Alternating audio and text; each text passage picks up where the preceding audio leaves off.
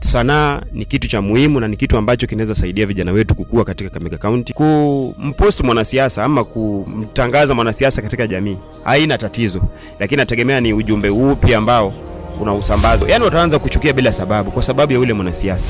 Na ni serikali yoyote ukianza kupublish false information, kuna ule mwanasiasa hata kupeleka mbele. Watakutafuta kwa njia mbadala. Mnaona watu wanauliwa. Akuweke mahali pako. Akuweke mahali pako pema peponi.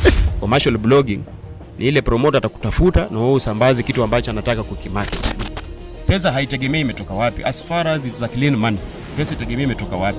Italeta zile kasumba katika area, watu watapigana, watu wataumizana. Polisi akisha kupigia simu akwambia unahitajika hapa, mahali ambapo mmekaa utakuwa na ule utulivu. Utaanza kujificha. Nimeshikwa juzi kwa sababu niliona information kwa mtandao na nikaenda nikafanya kurepost. That is defamation of character. Kupeleka kwa court of law, you will be charged na utafungwa. So sasa wazazi pia wajaribu kuacha kuangalia vile vitu vikubwa, warudi chini kidogo. Political blogging most of the time utaona katika serikali vitu hivi vimeonekana, wanahabari wanapotezwa. So ukiamua kuingia katika sekta ya blogging ni kitu you can earn.